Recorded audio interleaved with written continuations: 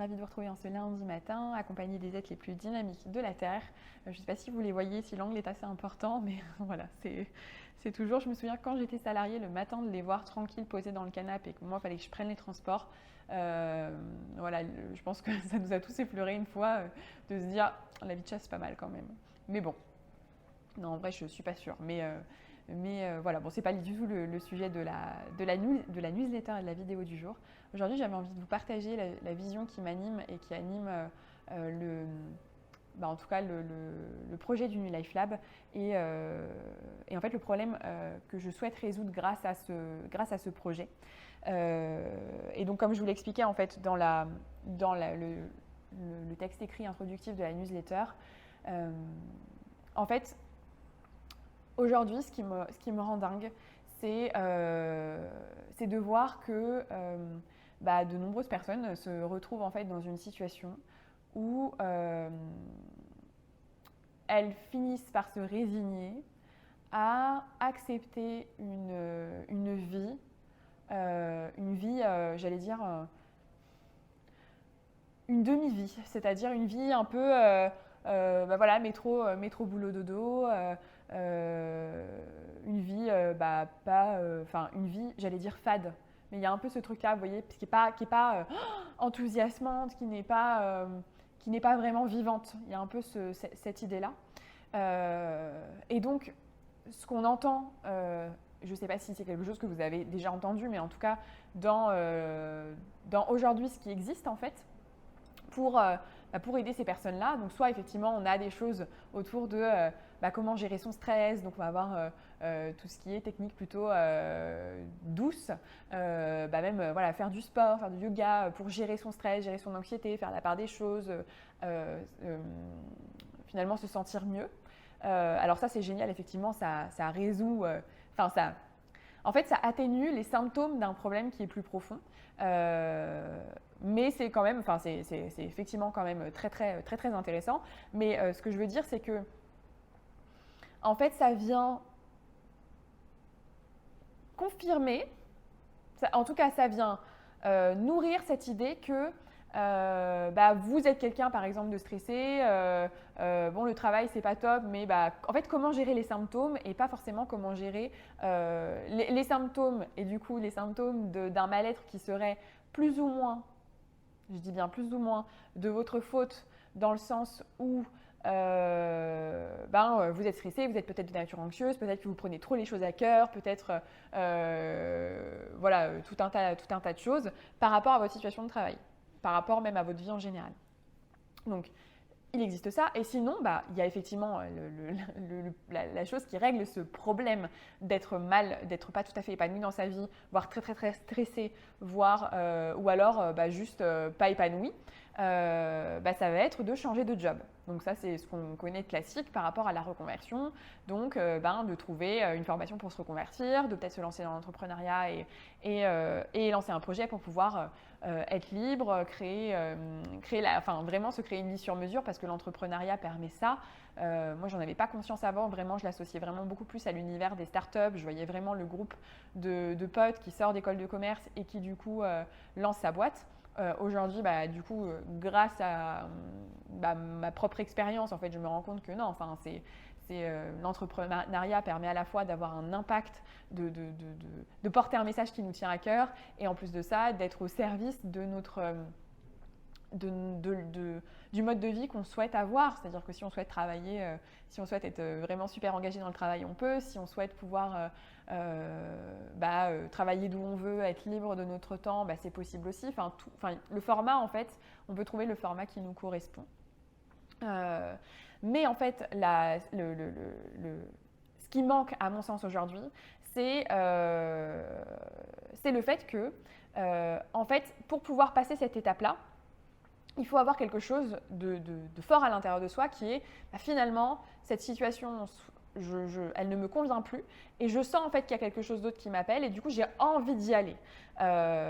Et donc pour ça, j'ai pris une métaphore cette semaine, j'ai eu l'occasion et je remercie encore les personnes qui ont accepté de participer et qui ont accepté de me donner un peu de leur temps pour que je puisse leur poser des questions par rapport à leurs problématiques actuelles. Donc ce qu'on retrouvait, c'était soit soit je m'ennuie au travail, enfin voilà, c'est pas fou, mais bon, d'un côté j'ai mes loisirs à côté, ou alors oui, je passe trop de temps au travail, c'est stressant et je me dis j'ai pas forcément envie de ça, j'ai pas encore envie de ça.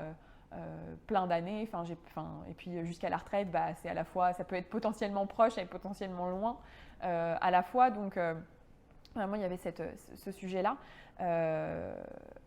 Et en fait, je leur ai partagé une image qui, à mon sens, résume, j'espère que je suis assez claire, mais en tout cas résume un petit peu la vision que j'ai.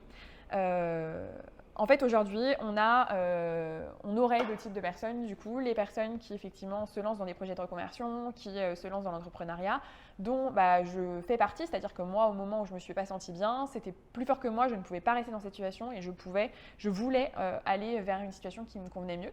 Et puis, il y a d'autres personnes pour qui, en fait, le travail n'est pas forcément la sphère la plus importante et mine de rien, il y a quand même des avantages à effectivement être dans le salariat, à pas forcément être stressé par son travail. Quand on est stressé, c'est encore autre chose, mais parfois en fait, il peut y avoir cet avantage effectivement que ce soit finalement je pars de chez moi et j'arrive à couper, je pars du travail pardon et j'arrive à couper, à vraiment passer à autre chose.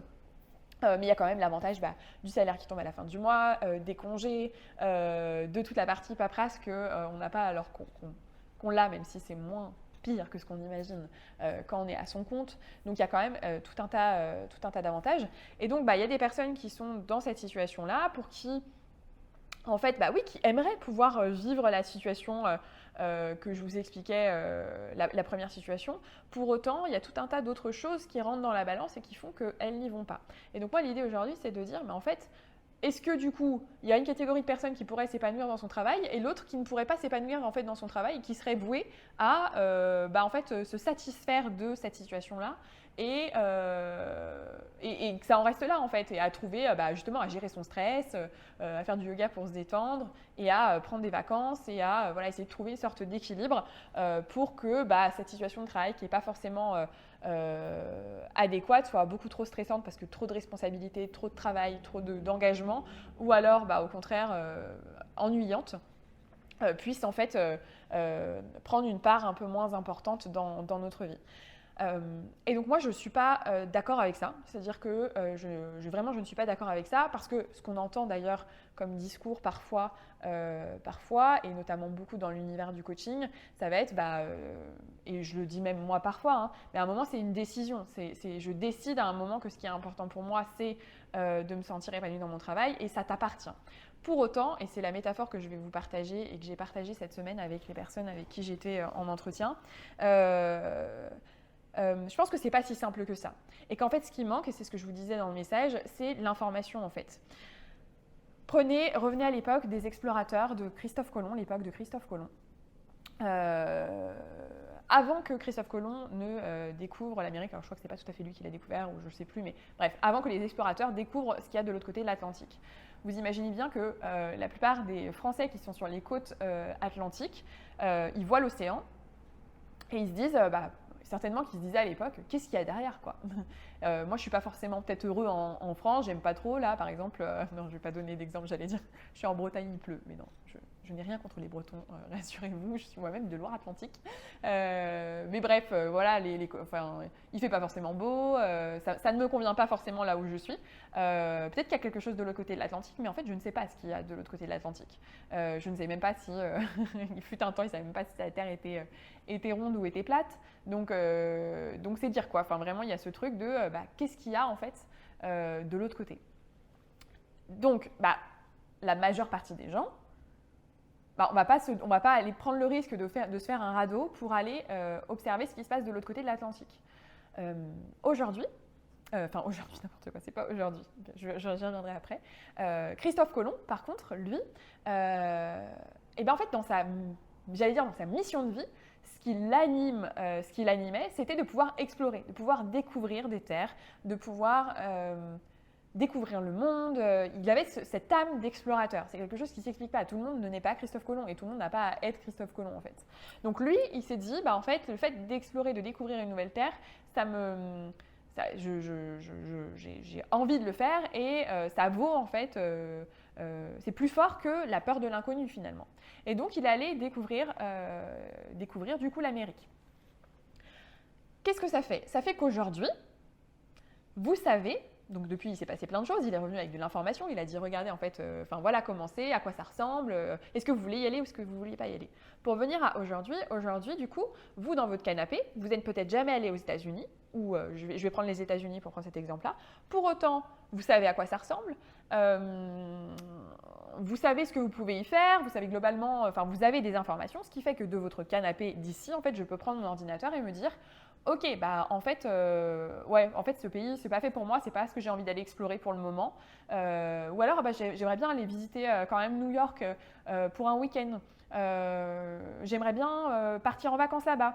Ou au contraire, vous dire, mais en fait, clairement, moi, le rêve américain, ça me fait kiffer. J'ai envie d'aller vivre là-bas, en fait. Peut-être 6 mois ou peut-être même à vie.